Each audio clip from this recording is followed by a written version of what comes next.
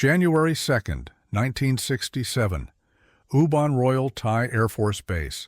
Heat bleeds off concrete like breath.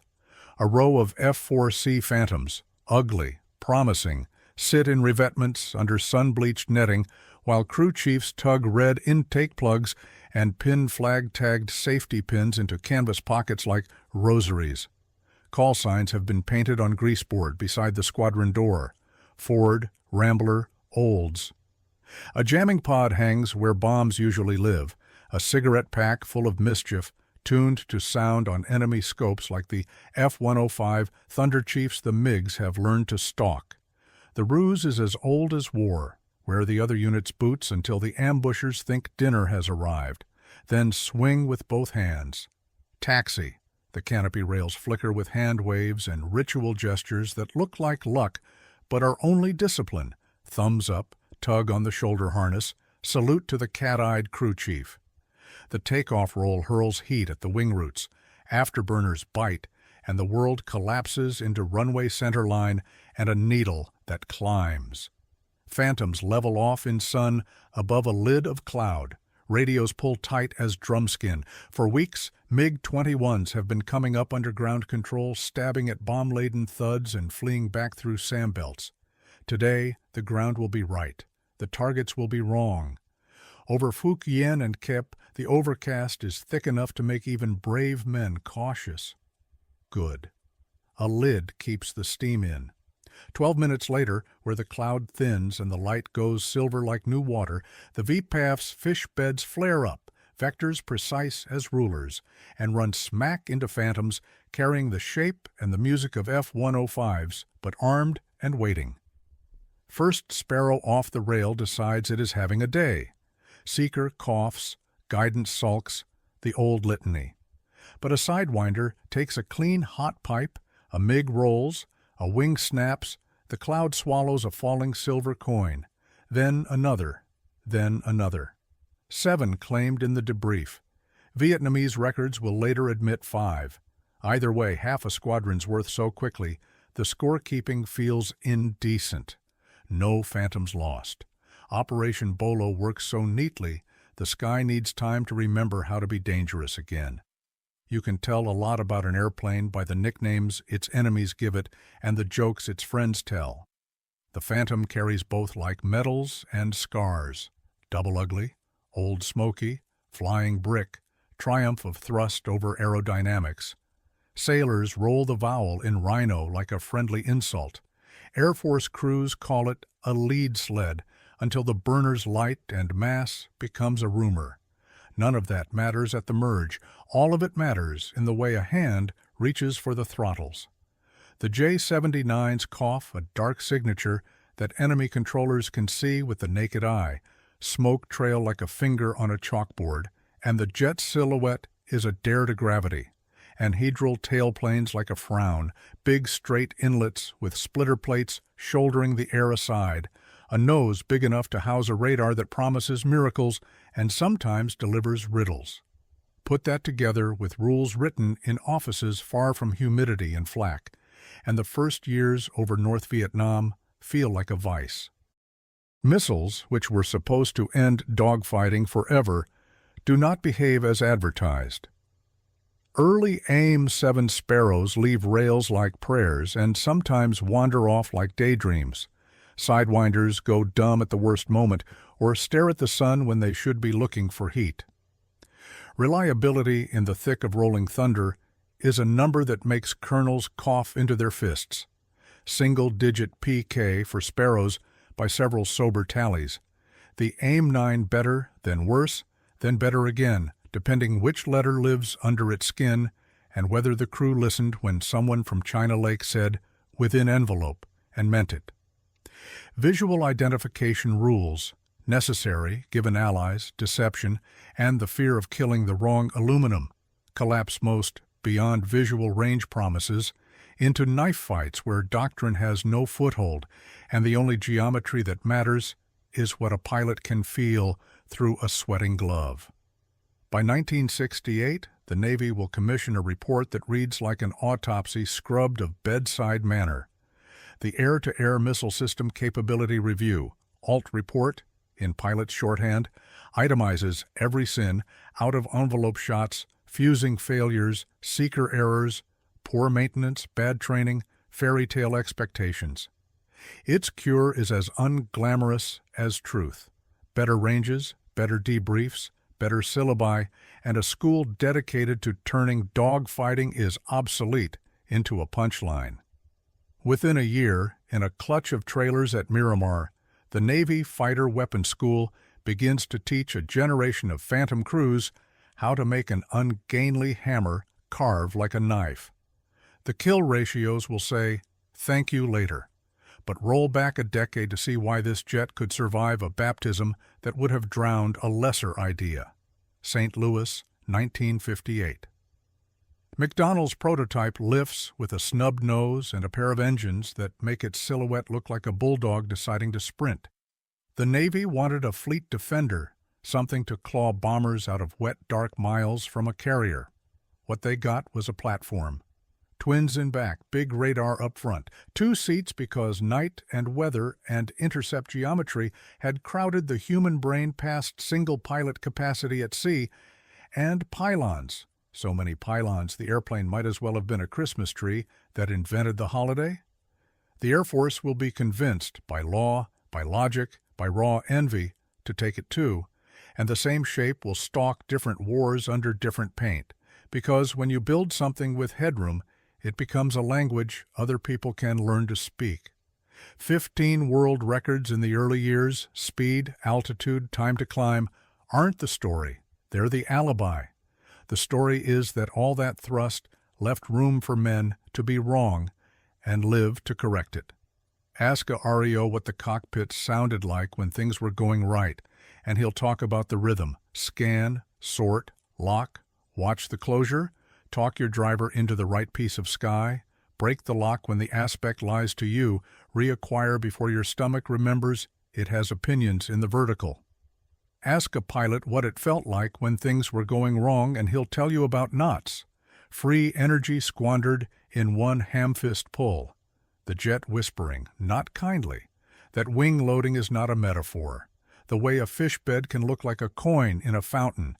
Flash, gone, if you try to fight in his circle instead of forcing him into yours. The F-4 is not loved like a Spitfire. It is respected like a bridge you drove across during a flood. It rewards planning and punishes hope.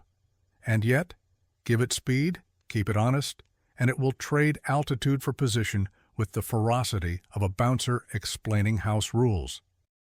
Over Hanoi, SAM rings chime like doorbells. SA-2 sites plant white flowers in the sky.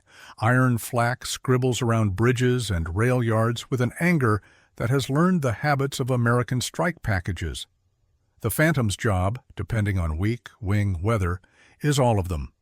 MIG-cap, TAR-cap, escort, strike, recce, fast-fac, iron hand. The Weasel mission, tempt the radar to speak, kill it mid-sentence, will belong mostly to F-105FGs in these years, but the Phantom is already auditioning for a part it will play later, nose stuffed with the ears of an electronic warfare officer, belly hung with the lineage of missiles that punish transmitters. In those early years, though, it's simple. The jet is what the schedule says it is, and today, the schedule says escort. The F-105s plod under weights that would turn lesser jets into museum pieces. The Phantoms fly top cover as far as rules allow and then circle like dogs shut out of a fight while ground controllers vector MiGs to fall on the Thuds and fire once, maybe twice, and run home under the umbrella of their own guns and missiles.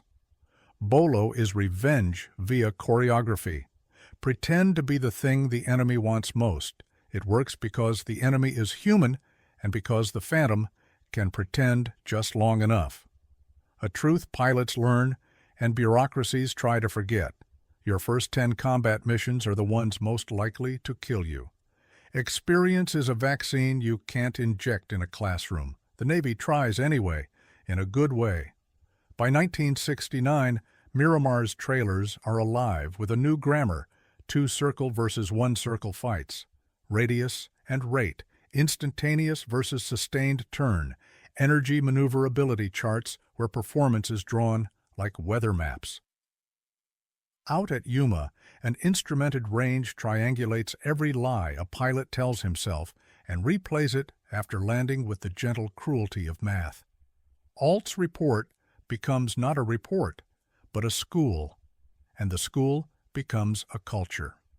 When bombing pauses end and the air war lights again in 1972, Navy crews who've graduated carry a different muscle memory into fights. Kill ratios climb from the ambivalence of the Rolling Thunder years to a clarity that looks, in hindsight, like an argument settled. It wasn't the airframe that changed, it was the training. The Air Force, stung by the same numbers, walks another road to the same place. Red Baron studies sift thousands of debriefs and confirm what everyone at a bar already knew. Missiles fail often. Geometry is unforgiving. Controllers can be bait or salvation depending on moment, and pilots fight as they train, which is another way of saying they fall to the level of their practice. The F-4E's chin grows a fairing with a six-barrel solution for moments when rules, ranges, or plain reality make missiles a bad joke. By 1972, bursts from the internal M61 will write their own punctuation in gun camera frames, including one engagement so odd it seems apocryphal, a supersonic gun kill, Mach 1.22, Phil Handley, drawing a string of 20 millimeters at a MiG-19 like chalk on a blackboard at speed almost no one would attempt. It should not have worked. It did. Only supersonic gun kill in history, the lore says. Careful historians purse their lips, but they agree it's as close to unique as records get. The Phantom's problems get fixed two ways, with wrenches and with lectures. The J-79 smoke, so embarrassing it might as well have been a contrail shaped like an arrow pointing at your tail, gets mitigated with tweaks and later combustion changes. You can still see it in humid air, but the black finger fades in the later blocks. The AIM-9 evolves, E to H to Juliets and beyond, into something crews can trust enough to fire one instead of a wasteful ripple. The Sparrow grows a dogfight variant and smarts that hold locks better, and when the world changes and ROE open a hair, beyond visual range kills become an actual thing rather than a fantasy. None of it is overnight. All of it is paid for with minutes that felt longer than they were. May 10, 1972, the Day of Aces, feels like a ledger correcting itself.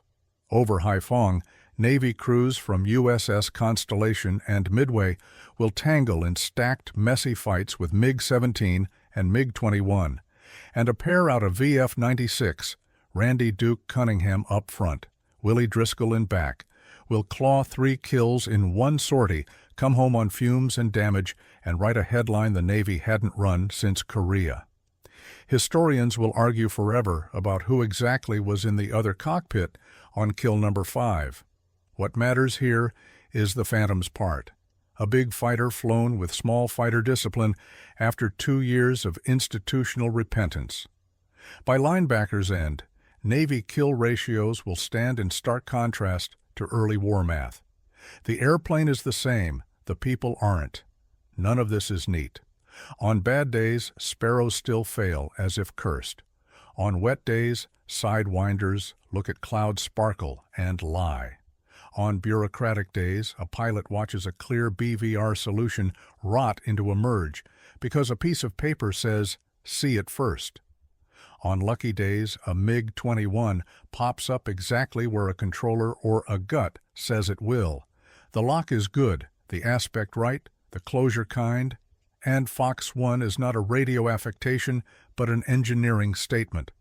Over time, the percentage of lucky days goes up. That is how a service heals.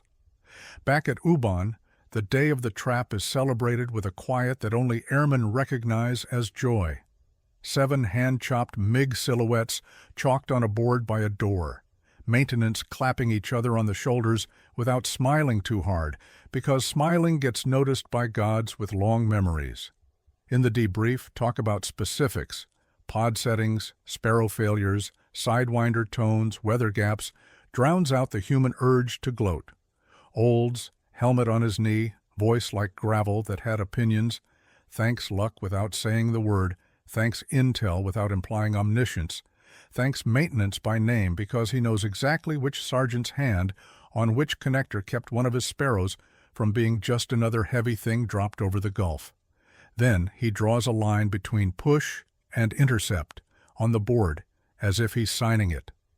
The war does not become a different war the next morning, but the enemy's habits have been knocked out of square. That makes room for people to think again. Phantoms, thousands of them, carry this mixture of brute strength and institutional humility into places far from TIE dust. West German Eisenschweine pound holes in low-gray sky, RAF tombs prowl the North Sea's edge. Israeli Kurnis write a hard, complicated chapter in a different war. Iranian Phantoms, later, fly missions an American crew chief from 1967 would recognize instantly in smell and shape. A design with room in it becomes a world design. Old Smoky earns a global family tree. None of that helps a pair from VF-92 over the marbled water near Doosan when a MiG-17 scythes past just as a SAM sight wakes and turns the horizon into geometry problems. But it says something about a machine that refuses to become only a museum. What a Phantom asks from the human is respect for energy. Cut too deep into a turn and she'll show you where lift stops paying rent. Try to rate against a MiG-17 at slow speed and you'll watch a red star walk up your canopy rail like a tourist on steps. But stay fast. Keep the fight too circle when the other man wants one. Choose vertical when horizontal is a trap. Swap altitude for solvency. And suddenly the big, smoky machine is drawing figures in the sky that feel like forgery. Elevator as scalpel, rudder as religion, aileron as promise. Pilots learn to stop trying to be knife fighters in phone booths and start trying to be sledgehammers in stairwells, the kind of bully that controls where the fight happens. Top Gun, and later Red Flag, make that reflex instead of philosophy.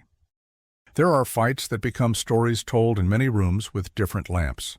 A dogfight Sparrow at near head-on aspect that hits because every parameter finally lines up with the variant built for that sliver of possibility. An F-4E scissoring with a fish bed only long enough to make him comfortable before lighting both cans and turning gravity into a weapon. When the MiG tries to follow, he brings a knife to a pole vault. A Navy section coming off a strike, engaged by a pair of MiG-17s. One F-4J bleeds speed by error, the other turns his wingman's mistake into bait, takes a high yo-yo that seems to defy lift, and plants an AIM-9 in a place where no lecture ends. The fragments of those seconds appear later in weapons officer slides and in memoirs. In the moment, they are just hands, voices, and a machine that does not care what you call it as long as you respect its math. Meanwhile, the Phantom of a different kind, the culture that said guns are over, finally admits it was arguing theology. Gun pods hung under earlier F-4s in SEA were a kludge, SUU-16 ram air turbine-powered cans that dragged like a bad conscience and sometimes failed at the worst time. They killed MiGs anyway on a few days when everything was aligned, but they convinced almost no one that this was a solution.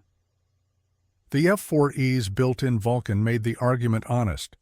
It didn't turn air combat into 1944, it just gave crews a way not to die when rules or range made missiles a comedy.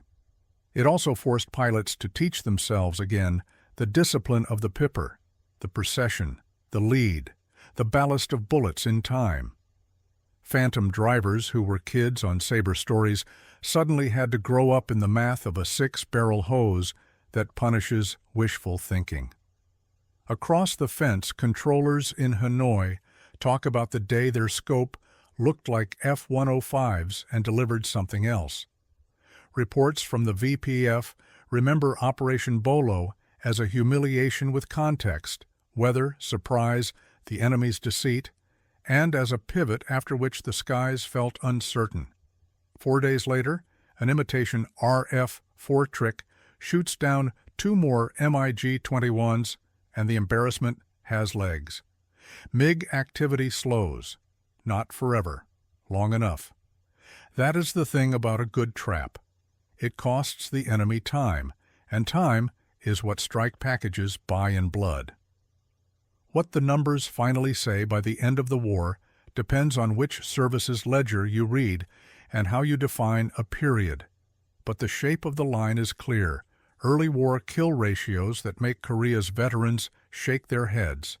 Late war numbers, especially for Navy, so improved that the same veterans nod like men who recognize craft. Behind each uptick is 1,000 boring debriefs where someone circled why and wouldn't leave the room until embarrassment turned into a lesson. Wrong envelope, wrong aspect, impatient shot, or the deadlier version, right everything, broken fuse, as if the airplane wanted to teach fatal humility one more time before letting victory into the room.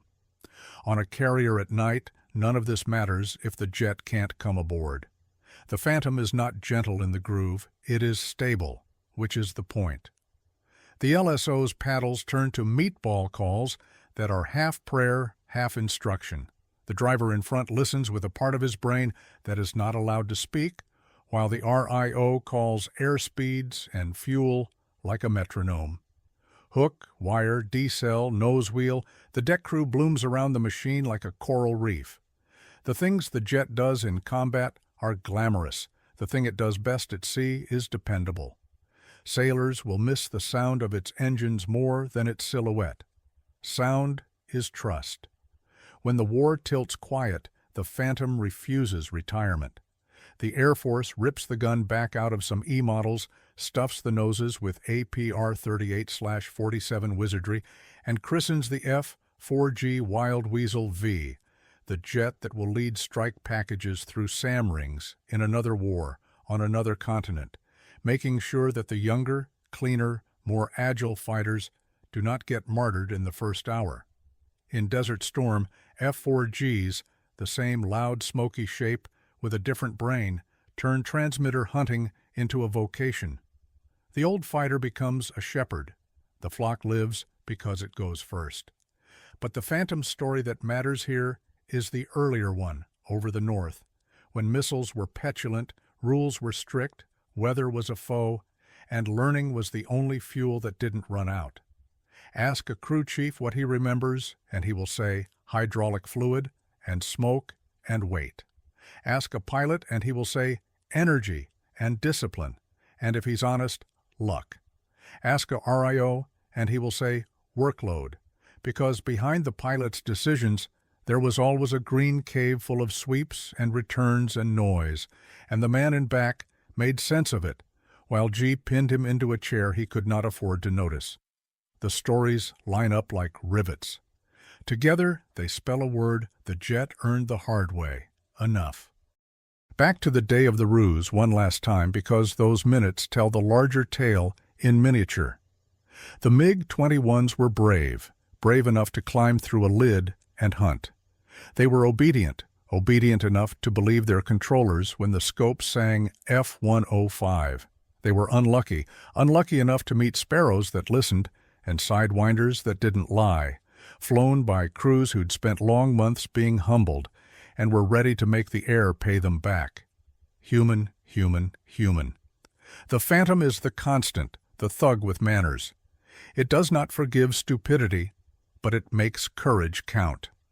For 12 minutes, courage counted a lot. Later, in rooms with fluorescent lights and coffee that tastes like hot rain, the Ault Report becomes a syllabus, Top Gun becomes a place, and a blunt instrument becomes a blade. On other days, the jet is what the sticker on the intake said it was all along, a warning about jet intakes and the way powerful things do not care what you think. Years after Ubon's sunlight burned into the paint, museum placards will tell small truths, production totals, world records, export customers, while the docents try to say a larger one, this airplane survived its own myths and made better pilots out of everyone who had to fly it for real. That's not a romance. It's a ledger with grease on it. June 2, 1972, northeast of Hanoi. A cap in motion, radios full of calm voices you never forget, because calm is the only tone left after fear exhausts itself. An F-4E, call it Brenda 01 if you like the way names stick, yanks and unloads and refuses the easy turn. Closure is obscene. The MiG-19 in front is willing to die if it means you miss. The pilot squeezes the trigger at a speed no textbook recommends, and the M61 writes a line across the air so fast the brain hears it as a single sound. The MiG pulls a bright, ugly flower in a green field. The debrief will call it the world's only supersonic gun kill. It will feel, in the telling, like a lie gravity told that day and then never told again. If you ask, a phantom will tell you its epitaph in a sound. Not the elegant hiss of a clean airframe, but the bark of turbines that never pretended to be anything but appetite.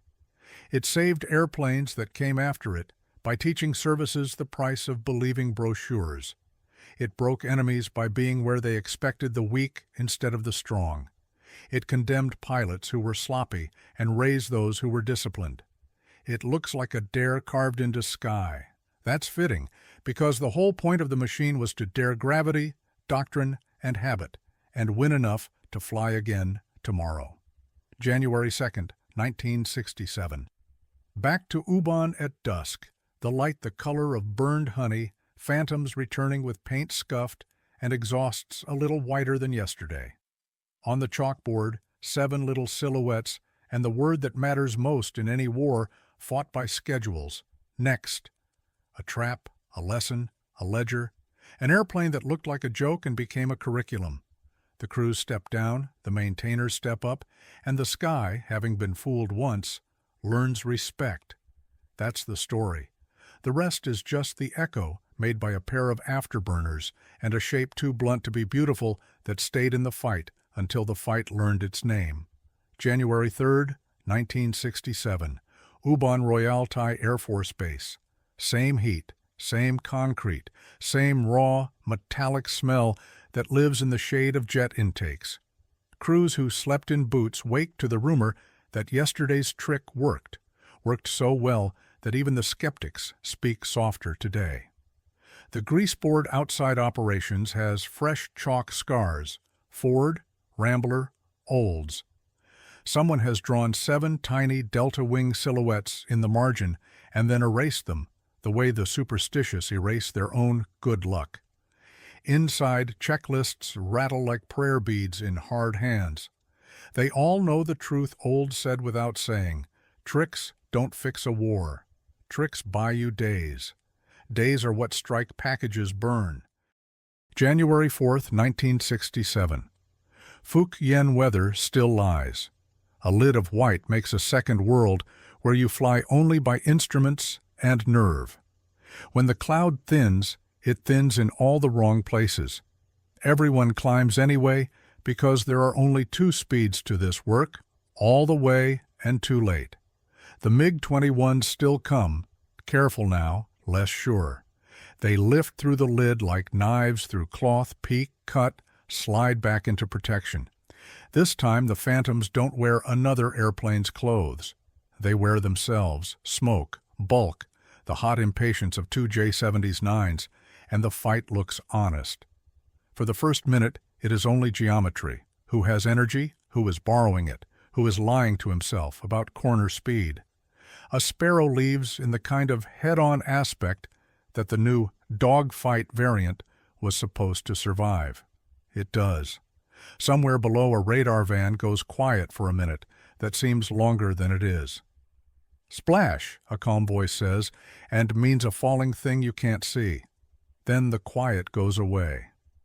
Over the next weeks, the pace stutters, weather, politics, targets shifting like rumor, and the sky remembers how to be dangerous again. But the trick changed something. It taught both sides that habits can be punished. It taught the phantom crews that they could write the terms of a fight if they refused to accept the doctrine they were handed. It taught maintenance that miracles happen only after safety wire and torque wrenches and coffee gone cold on a wing. It taught the enemy that the big, smoky jet wasn't just a herd animal circling the Thuds, it could hunt. June 17, 1965. Gulf of Tonkin wind, salt white on the arresting cables aboard a carrier with a rhythm of its own.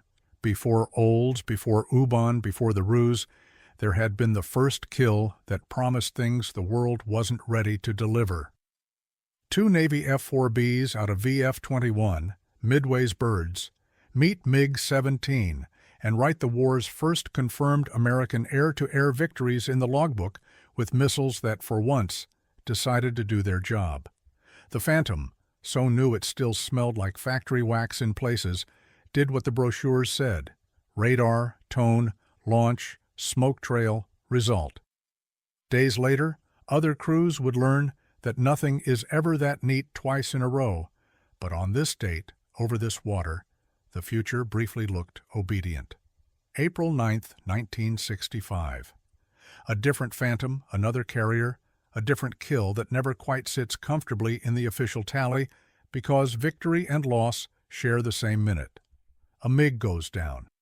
The F-4 follows, and in the years after, arguments about whether the cause was enemy guns or a sparrow from a wingman make the story taste like metal.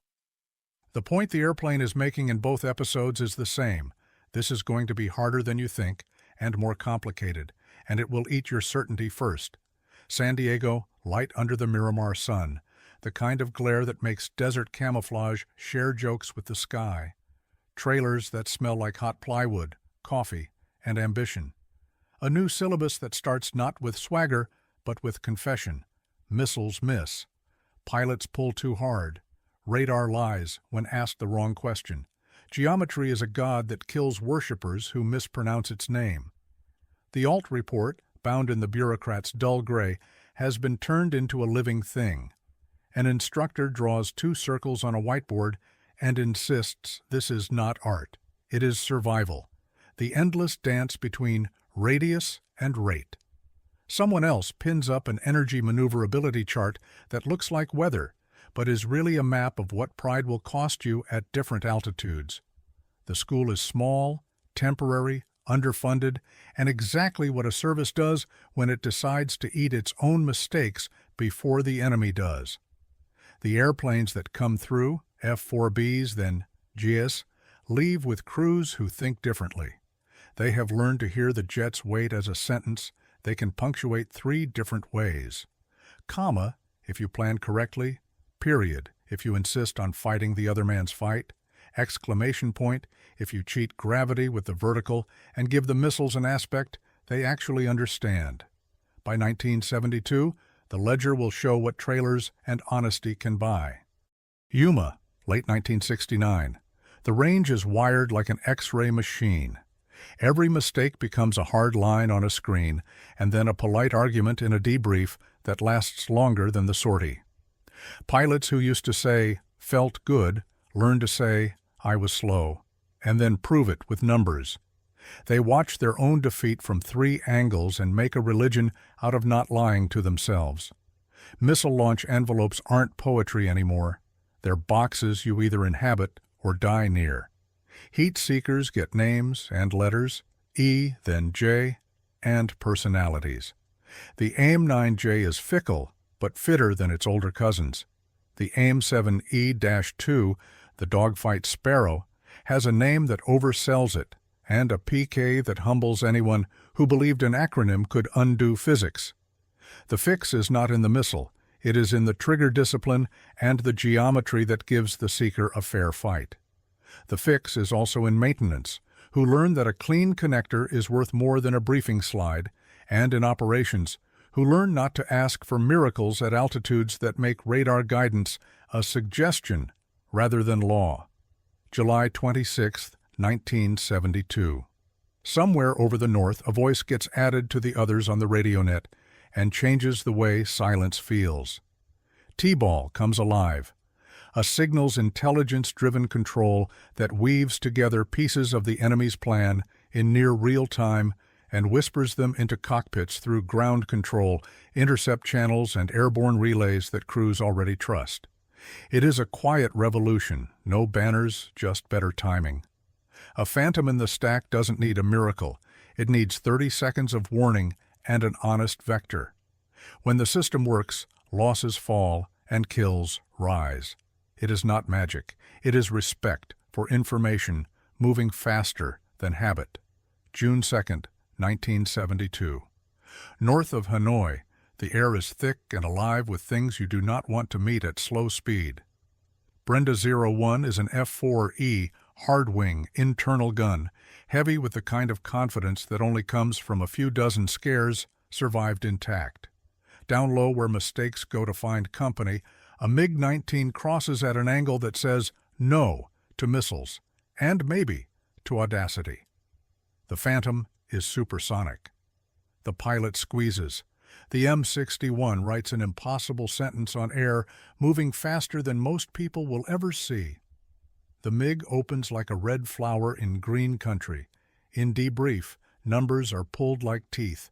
1.2 Mach, 500 feet, slant range you could measure with a tape if the ground wasn't trying to kill you. Only supersonic gun kill is the ghost phrase that follows the crew across the years. Whether or not it is strictly unique depends on which librarian you believe. The point is, in the physics, sometimes you drag the problem into a place where only your solution can live. May 10th, 1972. The sky over Haiphong is as crowded as a memory. Carrier decks have been clanging without rest. Air Force fields in Thailand shake in the dark when burners light two at a time. The day will later be called the Day of Aces, because in an afternoon where time broke into smaller pieces, a Navy crew wrote 3 MiG-17 silhouettes on a fuselage and an argument in everyone's margins: who they fought, which call sign the enemy flew, which controller in which bunker said "commit" at which second. The Phantom in those fights is not a different airframe than the one that limped home 2 years earlier. It is a different culture sitting in it. Missiles still miss, rules still bind, weather still has its votes. But in the merge, hands are quieter, eyes are faster, and when the Fox 1 leaves the rail at the right range, with the right aspect, the Sparrow is more often a promise kept than a coin toss. When it is not, the M61 in the E model is not theology. It is a tool. By the time the last debrief coffee goes cold, the numbers say what the instructors in the trailers wanted them to say. Learning beats myth. The Phantom's smoke, those black fingers the J-79 drew in humid air like a teacher circling a mistake, remains a joke you can see from miles away until later fixes tame it. Early in the war, MiG controllers could point with their whole hand at the trail and know where the fight would be in a minute. Later, combustion tweaks make the engines less obvious, but in Rolling Thunder days, Old Smoky is not a nickname. It's a description you can write with. Crews work around it the way they work around everything that won't change soon. Use altitude, use sun angles, use radars and partners who can watch your six while you're busy pretending to be confident. January 1967, Korat, F-105. G crews in a hooch built out of stubbornness and plywood explain why their ECM pods have to fly in straight lines to be effective, and why that makes them the world's easiest kind of bait. Pod signals work best in formation. Weasels work best when spread and mean. The Phantom learns from this without asking permission. Its own pods, ALQ-71s and cousin boxes with numbers that sound like lock combinations, hang under wings and center lines like talismans. The BOLO deception depends on those boxes as much as it depends on pilot swagger. You have to sound like a thud as well as look like one. When the MiG controllers sniff the air that day, the electronic smell they get is exactly the one they were hunting. That is why they commit. That is why they die. A missile's reliability is both a mechanical fact and a moral lesson. Peak, ugly, early Rolling Thunder, Sparrow PK and Navy tallies sits in numbers you can count on fingers and a few extra toes. 13% for the E-2 dogfight in some series when used where it's meant to be used. Worse when fired like a wish. Hard to love even then. Sidewinders, E to J, are better, then worse, then better again. The J's solid-state guts and stronger actuators cut through evasive flares aren't a thing yet, turns with more authority. But its hit rate, measured honestly, makes nobody smile. 13% by one careful look at late 1972, which is good only because 5% and 8% look back at you from earlier columns. You can sneer or you can adapt. The crews adapt. They stop firing from bad aspect because frustration is not a tactic. They fix wiring before it embarrasses them twice. They wait for the range they were taught and trust the discipline that called them boring in the O Club. More kills arrive. Fewer funerals follow. The PK rises not because the missile became a saint, but because the shooter stopped being a liar. 1965 to 1966. Da Nang, Ubon, Takli.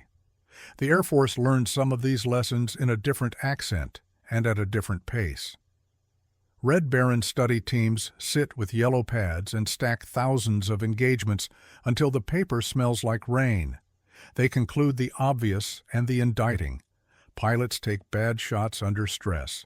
Controllers sometimes vector hope instead of help. Visual rules compress intercepts into fistfights that punish any crew who believed brochure ranges. Gun pods help when they function and don't drag a jet into a place it should never have gone. Out in the squadrons, line pilots translate the prose back into procedures. To circle when the fish wants one, unload when you've pulled too long, point the nose with rudder at AOA, where ailerons just write your obituary. Trade altitude for options and then hoard options like food. On the ramp, 370-gallon wing tanks clunk and creak in heat that makes rubber think about failure. The airplane is heavy, always heavy. The trick is to make mass act like a decision instead of a mistake. Carrier nights, 1972, Yankee Station rain starting to think about becoming a season, teach a different kind of honesty. The Phantom is not a sweetheart in the groove, but it is loyal. It will fly the ball if you fly the ball. The RIO's voice behind you is an instrument all its own, cadence tightening with range, hands on nothing and everything, ready to take if you say the word you hate to say. Hook down, angle deck glistening, meatball steady. You can feel the airplane wanting to go do what it was built for instead of this sailor's work. But it does sailor's work too. The jet's story is not only painted MiG silhouettes on intakes, it is also the way it ate fuel predictably, trapped heavy without surprises, and did not break itself gratuitously after hard traps. An airplane that fights must also commute to work, and the Phantom commuted.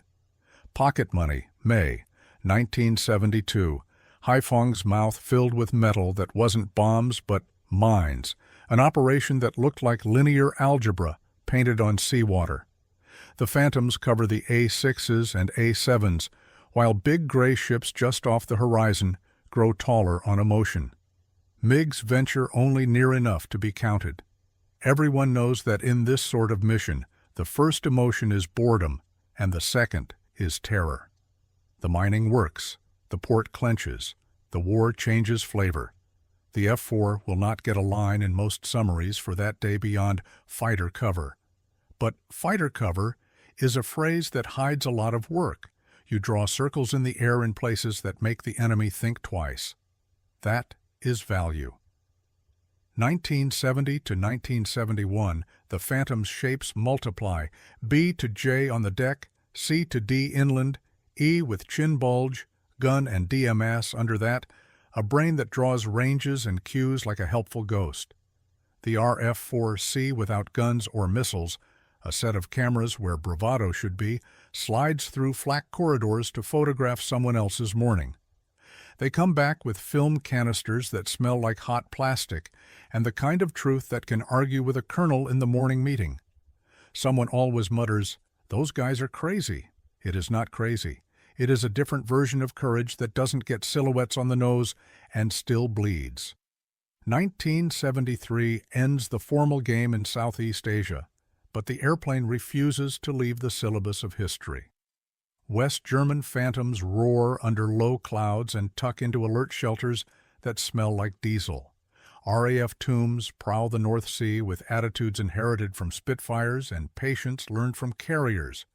In the Middle East, a different air defense network, more Soviet than the one over Hanoi, teaches everyone a tutorial in SAM belts that make pilots feel they are swimming in wiring diagrams. The Phantom loses and wins and returns to fight again, which is its personality in any language. Lose once, fix what you can, learn, return. In the mid-1970s and early 1980s, as new fighters with clean lines and lighter appetites arrive, the Phantom keeps a kind of veteran's role. You send it first to find out where the pain is. The Weasel conversion, F-4G, turns the nose into ears and the cockpit into a hunting blind where an EWO can turn a radar spike into a death sentence. Those jets will write a different chapter over Iraq later, but the habit began here.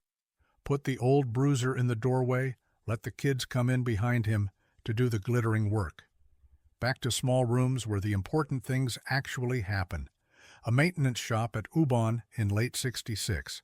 An avionics troupe whose name will only ever live in flight line signatures cracks an access panel and stares at connectors that do not care about politics. He removes one, cleans, reseats, tug tests. The missile that rides that rack tomorrow will either listen or not listen, depending on whether this hour goes well. Later, a pilot will say, "Sparrow behaved," as if that were natural. It is not. It is the result of a dozen such hours. The Ault Report wrote a thesis. The crew dogs wrote the footnotes in Greece. Two kinds of controllers run the war in the air. The ones on the ground in North Vietnam who direct brave, small numbers of MiGs into fights they have a chance of winning. And the ones on our side, some airborne, some on the ground, who try to turn chaos into pattern without writing checks pilots can't cash. When T-ball is awake and connected, vectors feel like prophecy. When it is not, a pilot is alone with his radar, his wingman's voice, and a horizon that lies. The Phantom is unromantic about this. It will do exactly what the information you have allows it to do. If you ask it to outrate a MiG-17 at 350 knots in a decreasing radius turn, it will politely teach you where the ground is. If you unload, light the cans, take it up, roll, and come down with choices, it will act like youth again. Pilots who survived called this energy, as if the word were a spell. It kind of is. At some point in every squadron, there's a day when a young pilot walks into a room full of older ones and tries a joke about flying bricks. The older ones smile like men who remember the first time they met the ocean. A brick that can accelerate going uphill is not a brick. It is a scavenger of mistakes. Yes, at slow speed the F-4 handles like an argument between physics and hope. Yes, adverse yaw, high AOA roll-off, a wing that prefers you not be a show-off. These are all true. But the airplane pays back the disciplined. It will take a planned two-circle fight and write you a victory. It will make a fast vertical merge into your own private balcony. It will take a nose-high, low-speed look at me and turn it into a funeral as soon as an enemy with better instantaneous turn rate and guns wakes up at your 5 o'clock. That is not a flaw. It is a rule set. The crews who learned those rules wrote new ones for the next airplanes. January 1967 again, Bolo Week, fades into stories that will be told at reunions until a bartender can lip-sync them. The details sharpen with each retelling, which means some of them are probably wrong now. But the essentials remain. Pods that made you sound like a thud, lines abreast that made you look like one, formation discipline that forced you to fly the pod's needs instead of your own, and a patience that kept you in character until the moment to drop tanks and become yourself again. The tally depends on whose archive you trust. 5 conceded by the other side, 7 claimed in debrief.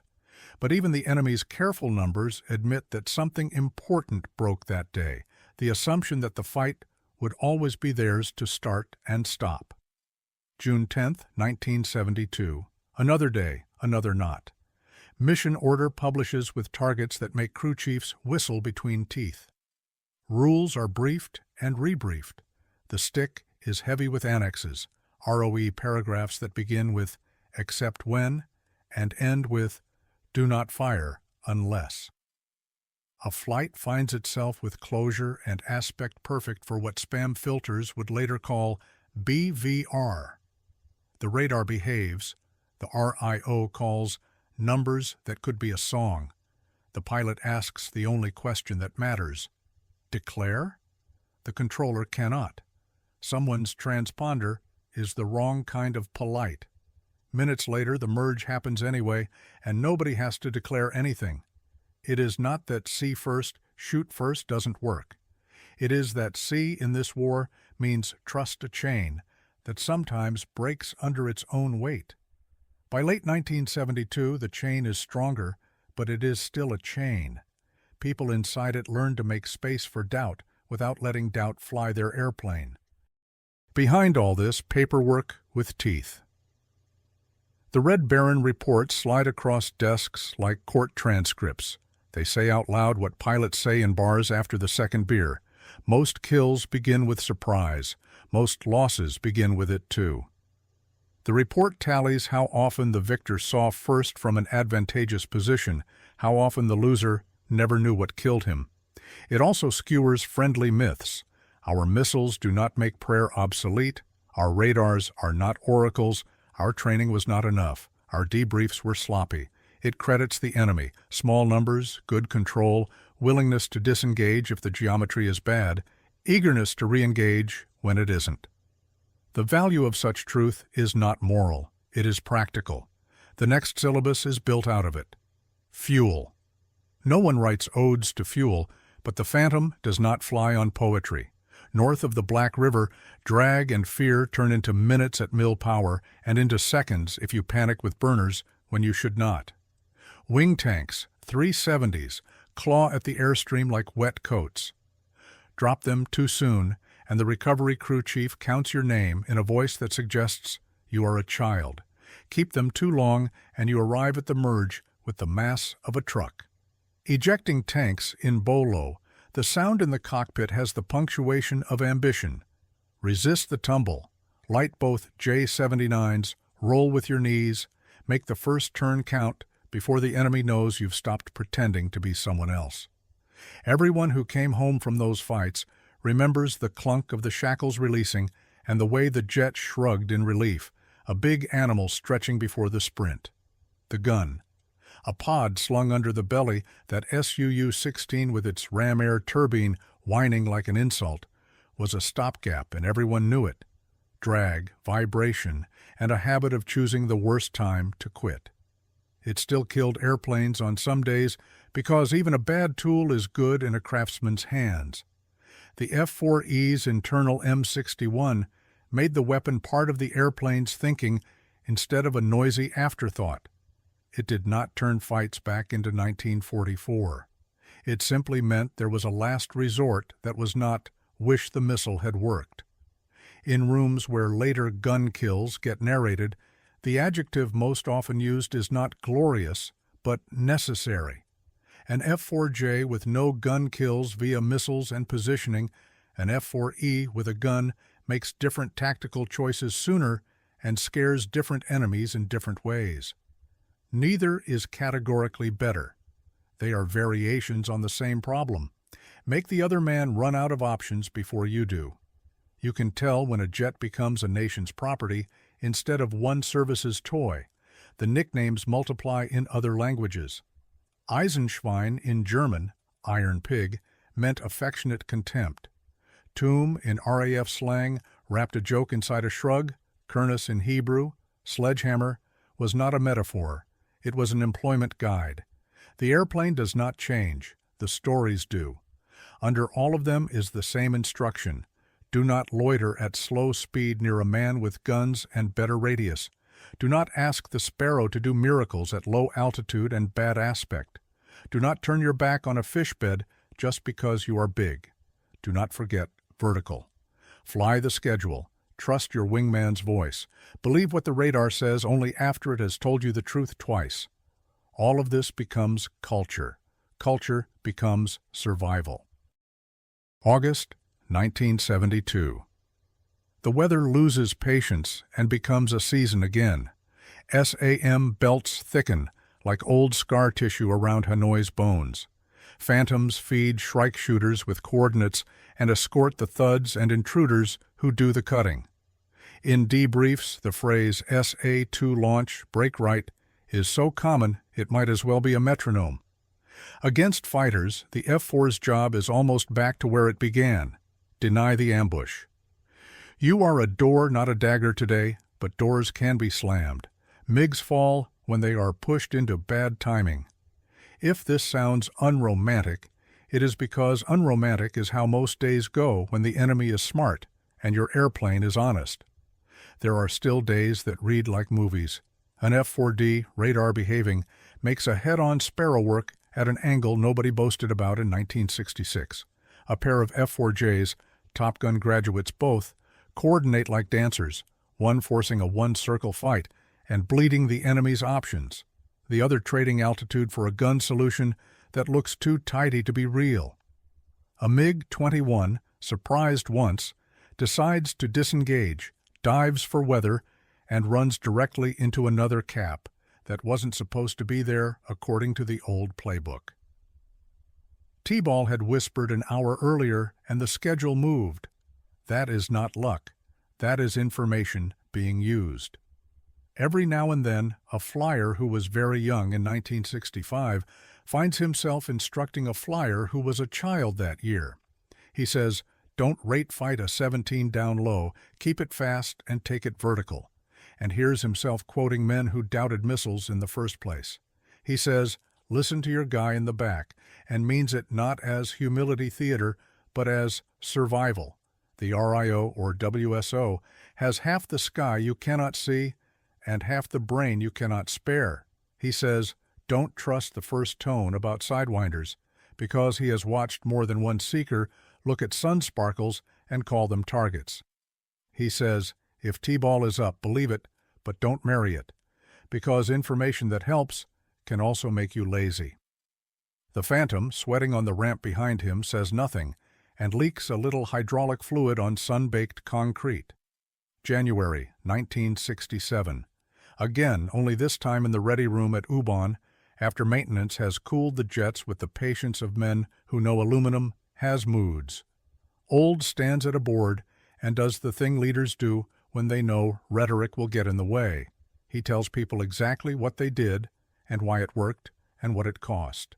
He thanks Intel for the timing, thanks the podmen for the electronic perfume, thanks the crews for being willing to fly like F-105s long enough to make the enemy believe. Then he does a bitter kindness. He reminds everyone that the enemy is not stupid and tomorrow will not be this neat. The room hears the word tomorrow louder than the chalk squeak. Someone starts to ask a question about missile reliability and stops because everybody already knows the answer. Shoot when you should and not before.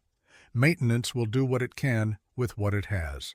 The rest is math you can influence but never own. The Phantom's last truth in this theater is also its first. It is enough airplane to let people learn in honest time. It forgives some sins, not others. It demanded that an institution admit error and then gave that institution a way to fix itself quickly enough to matter. It made room for a school in trailers to become muscle memory in cockpits. It let a deception work because it had the thrust to carry strange loads in strange formations and still fight like itself at the horn. It took punishment meant for other jets and came back smoking, loud, eager to go again if someone would just sign the forms. It is not beautiful. It does not need to be. Its beauty is in the ledger. On days when discipline won, it made enemies run out of sky. On days when pride won, it taught a lesson a little too hard. January 5th, 1967. Ubon again. The chalkboard has been wiped, but the indent of the silhouettes shows through like a watermark. Outside, the air smells of JP-4 in the shape of a jet that should not fly as well as it does. Ground crews pull red streamers from pylons with the tenderness of men handling family heirlooms. A pilot climbs a ladder and settles into a cockpit that looks like a factory, drew it with a ruler and a grudge. The RIO buckles in behind and taps the scope that is about to decide which way time tilts today. They taxi. They salute. They leave streaks in humid air that enemies can see and still, somehow, not avoid when the dance begins. Somewhere, over a lid of cloud that makes the world 2 stories again, another flight will try to do what Ford Flight did and will only do half of it and will come home chastened and alive. Somewhere else, someone will shoot in limits and the missile will shrug and the debrief will be quiet and profane. The airplane that holds both those outcomes in its shadow does not care what you call it. It answers only to speed, discipline, and the courage to admit you were wrong yesterday and fly better today. And so the rhythm goes: date, place, weather, names of flights that sound like muscle cars and counties, a trap that works so well it teaches the enemy to read differently, a school in trailers that weighs more than most promises, a missile that learns manners slowly, a gun that makes a jet's smile ugly and useful, radios that, when they carry T-Ball's voice, make the sky feel tilted in your favor for a minute at a time, ground crews who make the difference between a report and a funeral, and an airplane that didn't have to be loved to be obeyed. All of it is one long afternoon written across years. The moment the Phantom stopped being a punchline, flying brick, double ugly, and became, by force of repetition and humility, the platform that taught 2 services how to win again in a kind of fight they thought they had invented a way to avoid. That is not a moral, it is a method. And methods, like airplanes, are only as good as the people who live in them long enough to change.